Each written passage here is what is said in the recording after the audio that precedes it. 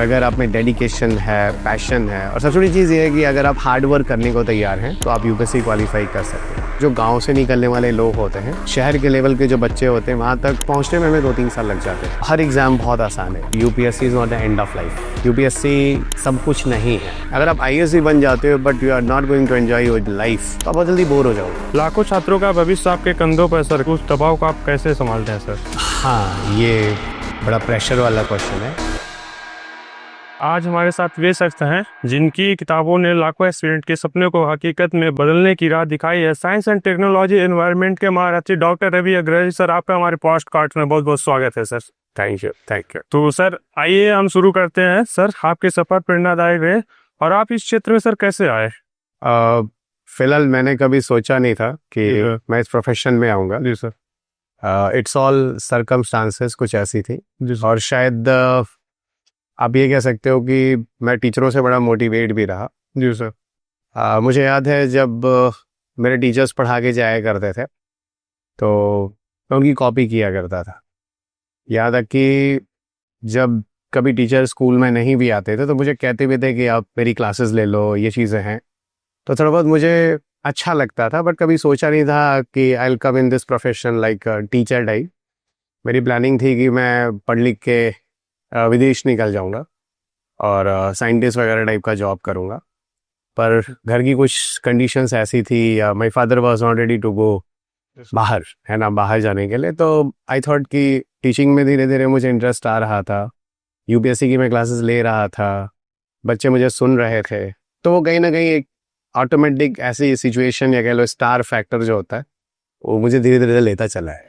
Sir, आपकी किताबों की खूबी इतनी जटिल विषयों को इतना सरल शब्दों में समझाया गया सर। कैसे सर इतना सरल बनाया जा सकता है किसी विषय को?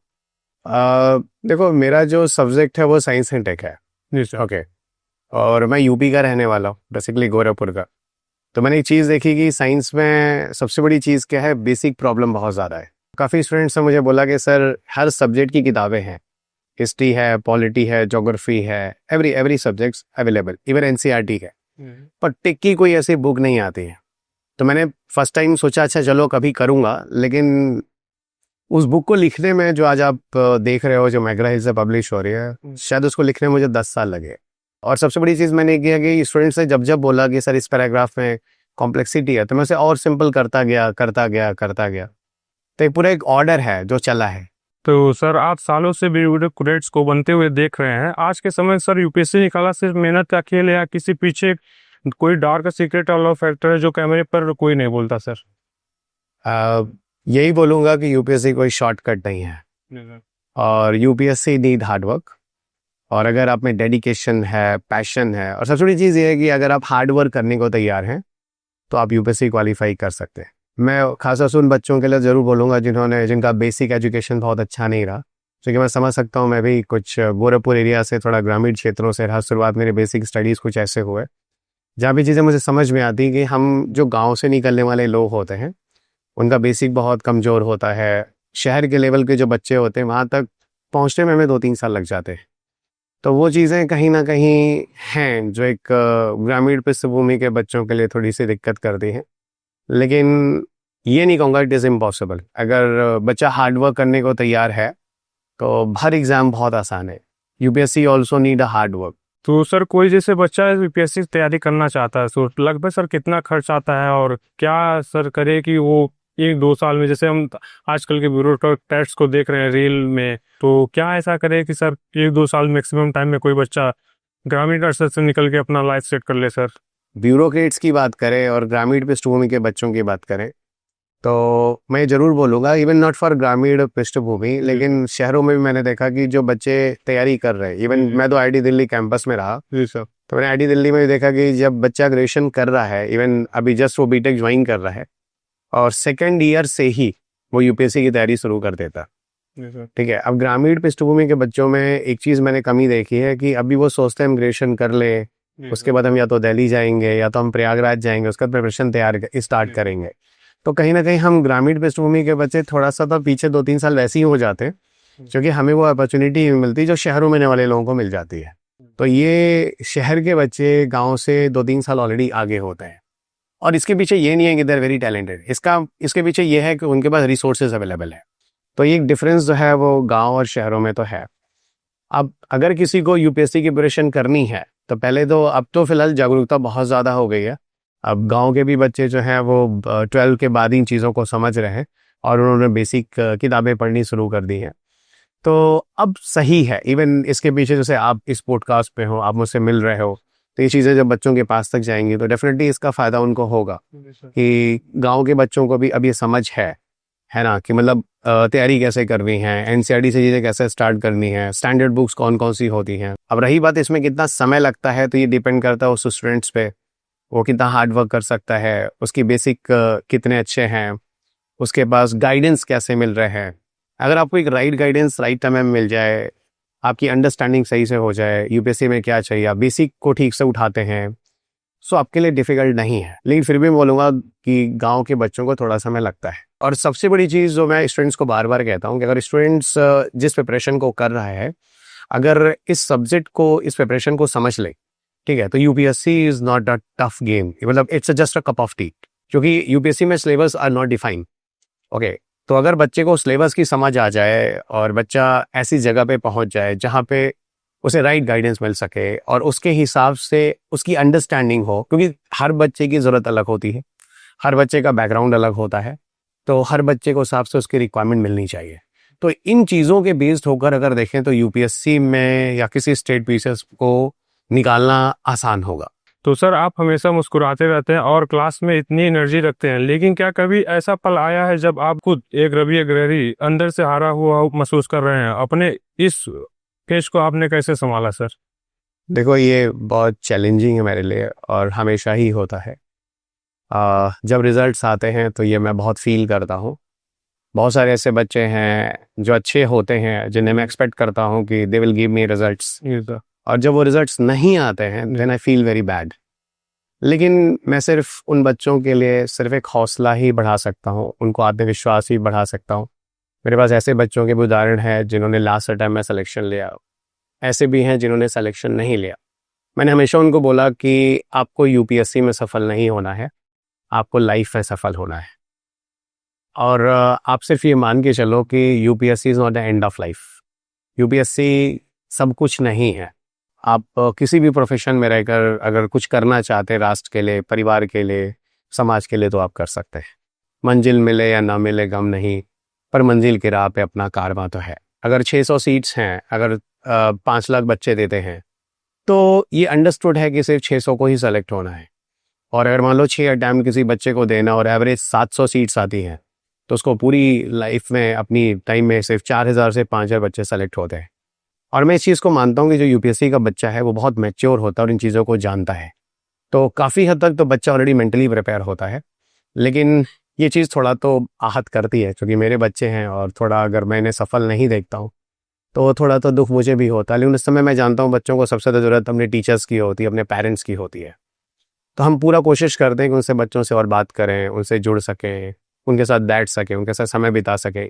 लेकिन ये कहीं ना कहीं लाइफ में एक चीज़ है यूपीएससी में कि आपको बहुत कुछ सीखने को तो मिलता है। सर अगर आपको दोबारा 21 साल का बना दिया जाए और आपको करियर चुनने को कहा जाए, तो क्या आप फिर से यही रास्ता चुनेंगे या कुछ और जो रवि अग्रहरी बनना चाहते थे? देखो, मैं ना बहुत कुछ करना चाहता हूँ अपनी लाइफ में। एक बार तो मैं टीचर बन चुका हूँ। अगली लाइफ में भी मैं बहुत कुछ करना चाहूँगा, लेकिन जो मेरा बेस्ट होगा वो यही होगा कि मैं एज अ टीचर ही रहूँ। ठीक है, आप अपनी लाइफ में बहुत कुछ नहीं बन सकते, जो एक लाइफ होती है। और हम टीचर्स भी कहीं ना कहीं किरदारी रोल का प्ले कर रहे होते हैं, हम एक्टर्स ही होते हैं। फाइन। अब मैं तो चाहूँगा कि मैं ना बनूँ, लेकिन जो भी हूँ, मेरे बच्चे अपने सारे सपने देखें। तो मुझे लगता है कि लाइफ में हर चीज़ एक डेस्टिनी होती है, चीज़ें डिसाइडेड होती है और हम सब समय के साथ वहाँ चलते चले जाते हैं। तो अगली लाइफ में अगर फिर मुझे मिले तो शायद मेरे लिए तो सबसे अच्छा प्रोफेशन टीचर ही होगा, क्योंकि टीचर से अच्छा कोई जॉब नहीं है। पहले मैं सोचता था कि शायद मैं साइंटिस्ट बनूंगा, फिर मैंने सोचा मैं कभी डॉक्टर बनूंगा, मैंने सोचा कभी मैं एडमिनिस्ट्रेशन में जाऊंगा। मैंने बहुत सारे काम किए अपनी लाइफ में, लेकिन जो मुझे स्थिरता मिली और जो मुझे खुशी मिली वो मुझे टीचिंग में मिली।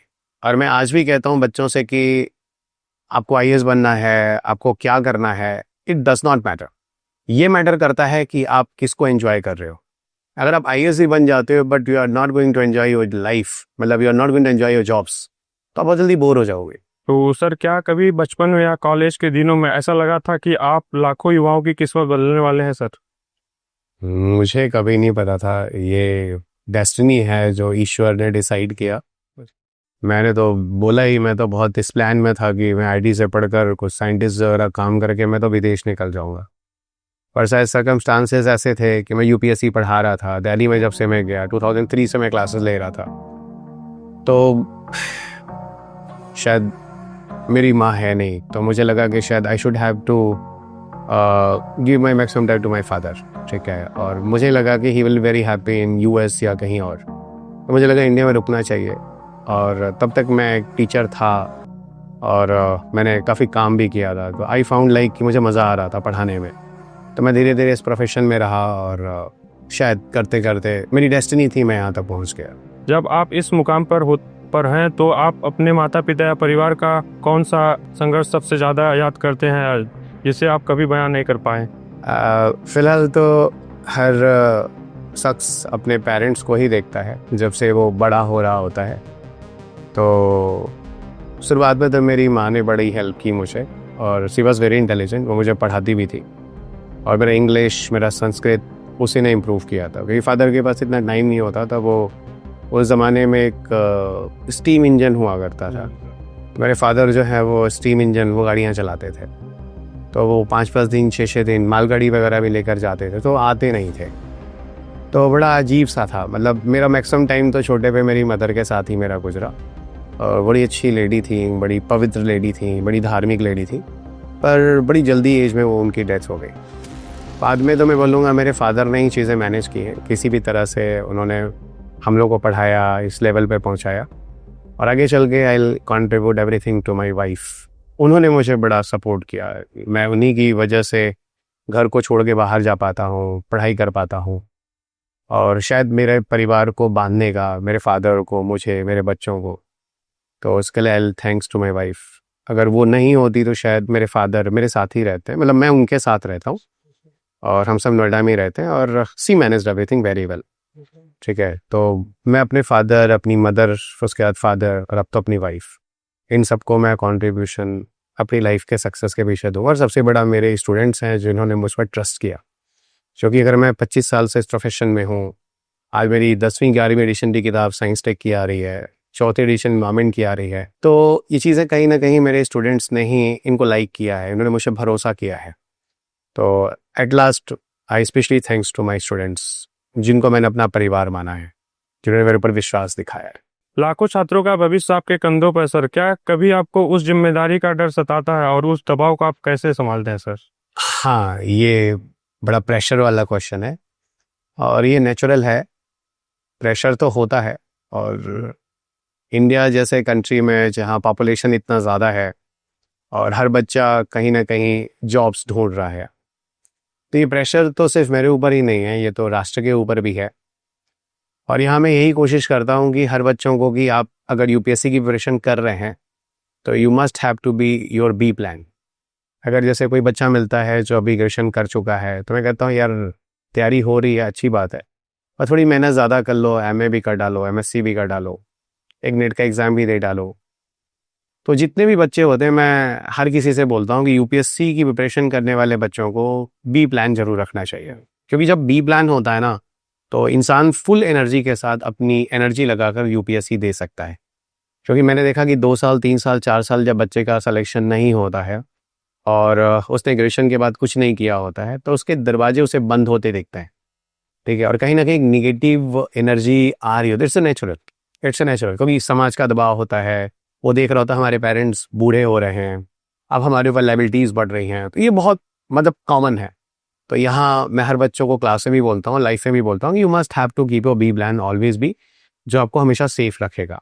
आज के दौर में सर हर कोई रील बनाने और फेमस होने में लगा है। आपको उन युवाओं के लिए क्या संदेश है जो सच में समाज में बदलाव लाना चाहते हैं और मेहनत करना चाहते हैं सर? देखो, मैं युवाओं से यही बोलूँगा कि शॉर्ट और reels is not your future, okay. अभी ये समय शॉर्ट रील्स का नहीं है। मैं नहीं कह रहा कि अब अन्याय है तो उन चीज़ों के शॉर्ट रील्स शेयर मत करो, लेकिन मुझे लगता है कि आज की युवा सबसे ज़्यादा अपना समय जो है वो शॉर्ट रील्स में ही बर्बाद कर रही है। और ख़ासतौर से यूपीएससी एस्पिरेंट्स को मैं ये बोलूँगा कि शॉर्ट एंड रील्स आपको जितना कम हो और शायद ना हो तो ज़्यादा अच्छा है। यहाँ मैं एक एग्जांपल लूँगा आरुषि प्रधान का, है ना, और एक स्टूडेंट रही मेरी, और सीधा IAS रैंक का हूँ, शायद 18 या 20 रैंक के आसपास थी। मैं आपसे आज 3 साल 4 साल पहले की बात कर रहा हूँ। उस बच्ची ने अपने जीवन में कभी फ़ोन को यूज़ नहीं किया। फ़ोन को यूज़ किया तो उसने अपनी मदर का फ़ोन लिया, अपने भैया का फ़ोन लिया, और उसके थ्रू वो यूपीएससी की तैयारी कर रही थी। क्योंकि उसने हमेशा ये बोला कि अगर मेरे पास फ़ोन होगा तो मेरे पास एक डिस्ट्रक्शन होगा जिससे मैं अपने लाइफ में कहीं ना कहीं बिजी रह सकती हूँ। मेरे चैट होंगे, मैं किसी शॉर्ट रील्स को देख रही होंगी। इवन वो दौर भी कोविड का था, उसने तैयारी भी की, पर उसने कभी फ़ोन का मिसयूज़ नहीं किया। ठीक है, तो सबसे बड़ी चीज़ तो मैं बोलूँगा कि उस बच्ची ने सिलेक्शन दिया और 18वीं रैंक, मेरे ख्याल 18वीं रैंक की थी शायद, एंड आई थिंक 2022 की है वो, है ना। आयुषी वेदांत इज फ्रॉम उड़ीसा। तो phone is a main destruction जो मैं इंडिया के सारे युवा से बोलना चाहूँगा। और सबसे बड़ा एक शॉकिंग न्यूज़ है, इंडिया दुनिया में वो राष्ट्र है जहाँ के युवा सबसे ज़्यादा समय अपना फ़ोन पे वेस्ट करते हैं। फ़ोन ज़रूरी है, मैं ये नहीं कह रहा फ़ोन ज़रूरी नहीं है, पर अपने आप को कंट्रोल रखना बड़ा ज़रूरी है। क्योंकि आप फ़ोन पर OTT की मूवीज़ भी देख सकते हैं और फ़ोन पर रवि सर की क्लास भी सुन सकते हैं। ठीक है, अब ये आपको चुनना होगा, लाइक आप में डिसिप्लिन कितना है, आप में अनुशासन कितना है। अगर आप चीज़ों को बहुत नियंत्रित तरीके से लेके चल रहे हैं तो फ़ोन आपके लिए यूज़ है, नहीं तो फ़ोन इज़ वेरी सुसाइडल और वो आपकी ज़िंदगी बर्बाद भी कर रहा है। सर, आपने शिक्षा के बदलते दौर को देखा है। आज की पीढ़ी में आपको सबसे बड़ी कमी क्या लगती है जो कल की ब्यूरोक्रेट्स को बनने में रोड़ा बन सकती है? खुद पे भरोसा, और दूसरा, आज का यूपीएससी की तैयारी करने वाला जो बच्चा है वो शॉर्टकट में है। नॉलेज जो होता है वो किताबों से आता है। आज की जनरेशन ने किताबें पढ़ना छोड़ दिया है। जी। आज की जनरेशन वो 20 पन्ने का नोट ढूंढ रही है, वो किसी टीचर्स के 40 पन्ने के कंटेंट ढूंढ रही है। वो भूल चुकी है, वो हर जगह शॉर्टकट में है। और शायद वो समझती नहीं है कि यूपीएससी में सिर्फ प्रीलिम्स ही नहीं है और किसी तरह निकल गया, उसका मेंस भी है, सर इंटरव्यूज भी है। जब तक आपको विषय की अंडरस्टैंडिंग नहीं होगी तब तक आप यूपीएससी क्वालिफाई नहीं कर सकते। सो सबसे बड़ी कमी, एक तो मैंने बोला जो सेल्फ कॉन्फिडेंस कम होता जाता है बच्चों का, दूसरा डिस्ट्रक्शन बहुत ज़्यादा है, तीसरा ये बहुत शॉर्टकट के चक्कर में है और ये हर चीज़ सोचते हैं कि 4 घंटे में हो जाए। जबकि इन्हें भी पता है, जब इन्होंने यूपीएससी की तैयारी शुरू की थी, इनके पेरेंट्स, इनके टीचर सबने बोला था बहुत हार्ड वर्क करना पड़ेगा, कमर टूट जाएगी, ना दिन देखना होगा ना रात देखनी होगी, आप उसे पढ़ना होगा। उसके बाद भी मुझे समझ नहीं आता कि आज की नई जनरेशन कैसे भूल जाती है यूपीएससी की प्रिपरेशंस में। यहाँ तक कि सिलेक्शन के बाद जब सेलेक्टेड बच्चों के जब वीडियोस आते हैं तो साफ साफ कहते हैं मैं 8 घंटे पढ़ता था, मैंने झक्के उनकी पढ़ाई की, मैंने ये किताबें पढ़ी। वो चीज़ों को देखने के बाद भी ये अभी भी शॉर्टकट्स में जाते हैं। तो सबसे खतरनाक है कि ये शॉर्टकट में जा रहे हैं। तो कई चीज़ें हैं, उसको मिलाकर ही बच्चे को चलना होगा। फिर कुछ बच्चे सर पढ़ते बहुत है पर उनको कुछ याद नहीं रहता सर। बहुत सा बच्चे ऐसे हैं सर कि जैसे पढ़ते बहुत हैं, बहुत ज़्यादा मेहनत कर रहे हैं, यहाँ तक कि इवन सुबह 5 बजे उठ जा रहे हैं, रात के 12 बजे तक लगातार मेहनत कर रहे हैं। एकदम रोबोटिक लाइफ हो गई है इस यूपीएससी की तैयारी में सर। तो कुछ ऐसा टिप्स दीजिए सर कि बच्चों एक हंसती खेलती ज़िंदगी के साथ साथ तैयारी करें और सेलेक्ट होके तो इसका नाम आगे बढ़ाएं। देखो, इस प्रिपरेशन में ऐसा है ना कि प्रेशर बहुत ज़्यादा है। ठीक है, कहीं सिलेबस का प्रेशर है, कहीं सोसाइटी का प्रेशर है, कहीं एज का प्रेशर है, कहीं पैसे का प्रेशर है, फाइनेंशियल क्राइसिस है, बहुत सारी चीज़ें हैं। सबसे पहली चीज़ और सबसे इम्पोर्टेंट चीज़ इस प्रिपरेशन में ये होती है कि आपको अपना प्रिपरेशन एंजॉय करना है। मुझे लगता है शायद वो झेल रहे हैं, शायद वो सिलेबस पूरा कर रहे हैं कि ये चीज़ है जो मेरी पूरी हो जाए। This is not fine. बच्चों को क्या करना है यहाँ पे कि आपको हर सब्जेक्ट में इंटरेस्ट क्रिएट करना होगा। ठीक है, और आप जो पढ़ रहे हैं उसकी एनालिसिस होनी चाहिए।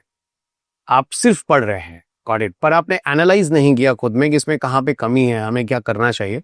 तो बेसिक अंडरस्टैंडिंग, एनालिटिकल पावर, जो चीज़ें पढ़ रहे हैं सही डायरेक्शन में जा रही हैं या नहीं, PYQs, इन सबको मिलाकर, और सबसे बड़ी चीज़ खुद को खुश रखना, ओके, खुद को मोटिवेट रखना।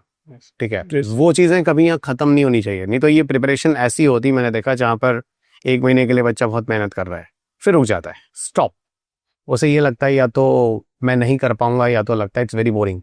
यूपीएससी उन्हीं बच्चों के लिए है जो अपनी प्रिपरेशंस को एंजॉय कर रहे हैं। जैसे सर बच्चों की समस्या ये आ रही है कि जैसे कोई आर्ट बैकग्राउंड से आ रहा है, ये चीज़ साइंस वालों के लिए ईजी हो जा रहा है, तो सर आर्ट वाला ऐसा क्या करे सर कि उसके लिए भी कुछ, जैसे साइंस एंड टेक्निकल विषय है सर, तो ऐसा कुछ टिप्स दीजिए 4-5 सर कि बच्चे जो आर्ट वाले भी बच्चे हैं वो साइंस एंड टेक बड़ी ईजी से समझ जाए सर। साइंस के केस में तो मैं पूरी कोशिश करता हूँ कि बच्चों को बेसिक्स सिखाऊं। कभी यूपीएससी में टेक्निकल चीज़ें नहीं आती है।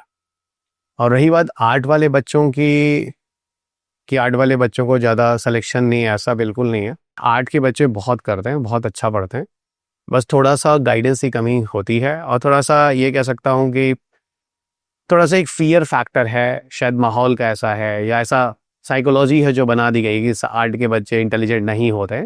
तो मैं इस मिथ को इस पॉडकास्ट के थ्रू तो दूर करूँगा कि आर्ट के बच्चे कभी भी अपने आप को इन्फीरियर ना समझे, दे आर बेस्ट। बस उन्हें हार्ड वर्क करना है, चीज़ों को समझना है। और ऐसा बिल्कुल नहीं है कि मैं भी साइंस बैकग्राउंड का हूँ कि साइंस के बच्चों की कोई पर लगे होते हैं, दे आर वेरी इंटेलिजेंट। ठीक है, मैंने साइंस के बच्चों को फेल होते बहुत देखा है। ठीक है, ये ज़रूर है कि मास लेवल पे साइंस के बच्चे आपको दिख जाते हैं क्योंकि थोड़ा वो फोकस्ड होते हैं। ठीक है, थोड़ा फ्लक्चुएशन में कम होता है, और आर्ट के बच्चों में फ्लक्चुएशन ज़्यादा है। बाकी ऐसा कुछ नहीं है कि आर्ट के बच्चों में टैलेंट कम है या दे आर मतलब नॉट लेबोरियस। वो मेहनती भी हैं और करते हैं, थोड़ा सा डायरेक्शन और थोड़ा सा इफेक्ट पड़ता है, पर पूरी तरह से बिल्कुल नहीं। रिसर्च के समय का सर कुछ किस्सा हम लोग के साथ शेयर करना चाहेंगे सर? रिसर्च के टाइम में यही बोलूँगा कि वो मेरा बड़ा मस्ती वाला दौर था, और मैं थोड़ा बहुत पढ़ाता भी था। और सबसे बड़ी चीज़, मेरे जो गुरुजी थे वो कमाल के थे। उन्होंने मुझसे कहा तुम्हें जो करना है करो, लेकिन काम जरूर करो। वो मुझसे डेटा लेते थे, मुझसे कहते थे रात में डेटा लो, दिन में डेटा लो। मज़ा आया मुझे, मतलब आईटी दिल्ली का वो दौर मुझे, it was golden time of my life. तो वो मुझे नहीं लगता कि उन्होंने कभी मुझे एज ए स्टूडेंट ही समझा होगा। मुझे ऐसा लगा कि वो मुझे अपना बेटा ही मानते। और शायद इसीलिए है कि मेरे अंदर भी उनके लिए बहुत ही आदर है, सत्कार है। ईश्वर उनको दीर्घायु बनाए। और हम सब, नॉट मी ओनली, मतलब हमारे बैच के जितने भी स्टूडेंट्स हम सब रहे हैं, साथ रहे हैं, हम सब अपने गुरुजी की बड़ी रिस्पेक्ट करते हैं। और आप विश्वास नहीं करेंगे, आज ही मेरे फादर के मैसेज सुबह नहीं आते हैं, लेकिन मेरी गुरुजी का पहला मैसेज मुझे 5 से 6 बजे के मॉर्निंग में मिल जाता है, जबकि मैं आईटी कब का छोड़ चुका हूँ। मैंने आईटी छोड़ी है 2015 में, और पिछले 10 सालों से मेरे मोबाइल फ़ोन में मेरा पहला मैसेज मेरे गुरुजी का होता है। वो चीज़ मैं अपने बच्चों के साथ भी वही करता हूँ, क्योंकि बच्चों को भी एक गुरु की तरह नहीं चाहिए, एक फैमिली की तरह चाहिए। वो भी चाहता है स्टूडेंट भी कि मुझे कोई केयर करने वाला, क्योंकि स्टूडेंट भी बहुत प्रेशर में होता है। एक प्रिपरेशन में सिर्फ उसका हार्डवर्क और उसका नॉलेज ही काम नहीं करता, उसका मेंटल पीस भी काम करता है। तो मेरे गुरुजी ने मेरे को मेंटल पीस के लिए बहुत काम किया, तो वो काम मैं अपनी स्टूडेंट्स के साथ भी करता हूँ कि वो मेंटली बहुत पीस में रहें, और मतलब ताकि वो अपनी पूरी एनर्जी के साथ अपनी तैयारी कर सके। प्रयागराज के एस्पिरेंट सर और दिल्ली के एस्पिरेंट से अंतर क्या है सर? प्रयागराज के एस्पिरेंट में सबसे कमी है कि मैं प्रयागराज नहीं आता था, सबसे बड़ी कमी जो मेरी तरफ से रही। और मैं अब प्रयागराज में आ रहा हूँ, और मैं संस्कृति आईएएस में आ रहा हूँ। सर, मैं अपनी लाइफ में प्रयागराज कभी नहीं आया। मैं अभी तक अपनी लाइफ में बहुत नामी कमी इंस्टीट्यूशन में पढ़ाया, और जो मेट्रोपॉलिटन सिटीज़ हैं, दिल्ली में तो मैं 20 साल से हूँ, उससे ज़्यादा हो गया। हैदराबाद, बेंगलुरु, मतलब जितने भी मेट्रोपॉलिटन सिटीज़ में जहाँ रियल में जहाँ से सिलेक्शन होता है, जितने नामी गामी इंस्टीट्यूशंस हैं, मैंने सब में पढ़ाया। और मुझे ये गर्व है कि मतलब हर लैंग्वेज के बच्चों ने मुझे सुना और मेरी किताबें पढ़ते हैं आज भी। आज ही मैं जाता हूँ, मुझसे मिलते हैं। आज भी मुझे इंडिया के बहुत सारे कोचिंग इंस्टीट्यूशंस जो बाहर हैं, दे स्टिल वांट कि मैं उनसे जुड़ूँ, मैं उनके यहाँ पढ़ाऊँ। तो ये चीज़ें हैं। और प्रयागराज तो मुझे इसलिए भी थोड़ा अच्छा लगता है क्योंकि ये मेरा थोड़ा अपना एरिया है। मेरी माँ जो है वो इधर ही से थी, और वो थोड़ा अवधी बोलती थी। तो जब मैं इस तरह के कल्चर और इस तरह के लोगों को देखता हूँ तो मुझे थोड़ा अपना बचपन याद आता है। ठीक है, तो वो चीज़ मुझे कहीं ना कहीं प्रयागराज की तरफ खींचती है। उम्मीद करता हूँ आगे वाले समय में हिंदी मीडियम और इंग्लिश मीडियम में बड़े अच्छे रिजल्ट हम देंगे। अगर मैंने दिल्ली में दिया है, हैदराबाद में दिया है, बेंगलुरु में दिया है, तो प्रयागराज में क्यों नहीं? बिल्कुल आगे वाले समय में प्रयागराज में बिल्कुल अच्छे रिजल्ट आएंगे। और मैं जानता हूँ साइंस अड्डे का इन्वायरमेंट, यही तो ऐसे सब्जेक्ट्स हैं जो बड़े अजीब से हैं। जी सर, ट्रेंडिंग में भी चल रहे हैं सर। हाँ, ये थोड़ा सा डाइसी हैं। जी सर। और मैं यही 2 सब्जेक्ट पढ़ाता हूँ, और इनसे सबसे बड़ी बात होती है कि 30 से 35 क्वेश्चन पीटीएस एयरप्लेन्स में भी आ जाते हैं।